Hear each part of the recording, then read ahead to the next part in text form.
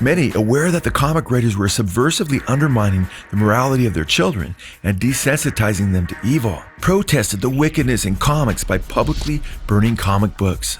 After many public burns had already taken place, in 1954, Dr. Frederick Wortham, a professor of psychiatry at New York University, who was known for his staunch stance against anti-black racism and whose findings were instrumental in courts overturning multiple segregation statutes, most notably in Brown versus Board of Education, also confronted the glamorization of violence, sexism, and ungodly racist imagery in popular comics.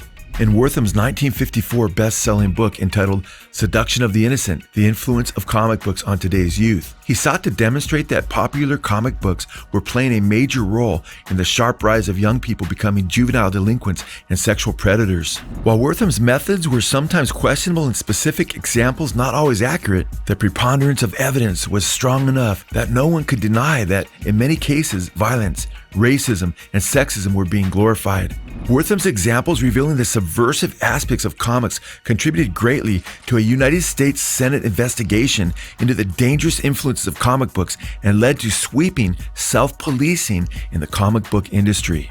Wortham provided testimony before the U.S. Congressional Inquiry into the evils of the comic book industry using such undeniable examples of gratuitous violence like that of a baseball comic that used a murdered man's organs to augment the game.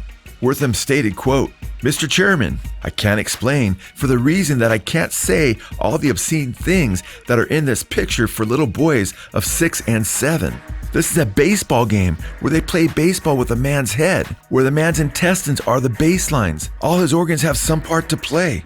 In response to the scathing congressional inquiry in 1954, the Comics Magazine Association of America created the Comic Code Authority in the same year, claiming to police themselves and ensure children were not being corrupted by deviant writers and artists with criminal and sexually perverse and criminally deviant and subversive content, including the glorification of occult themes. Both Marvel and DC adopted the Comic Code rules, which explicitly declared that comics would not be used to glorify criminal activity or portray evil sympathetically. Some of the rules, which were loosely held to until the turn of the century, were as follows, quote, "Criminals shall not be presented so as to be rendered glamorous or to occupy a position which creates a desire for emulation.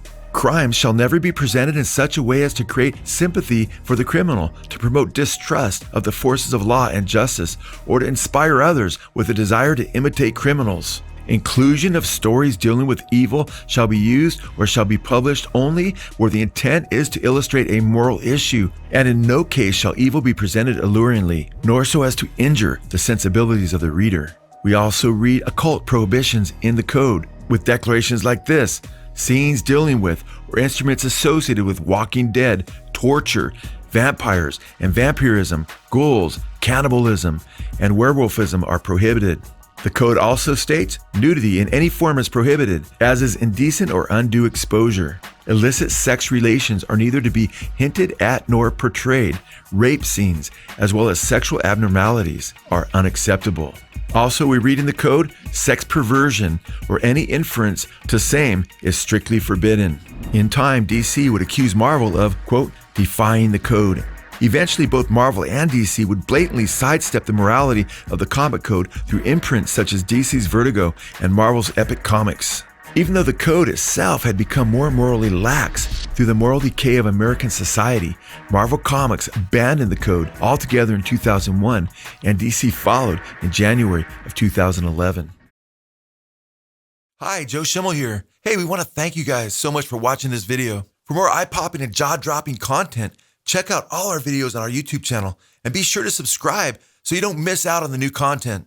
Be sure also to check out our Good Fight radio show and the 511 News Podcast, and our 24/7 online radio station, the Good Fight Radio Network, as well as my sermons from Blessed Hope Chapel over on the Blessed Hope Chapel YouTube channel. We hope and pray that the Lord richly blesses you and causes His face to shine upon you as you seek Him, and that you shine with Him in His eternal kingdom forever and ever.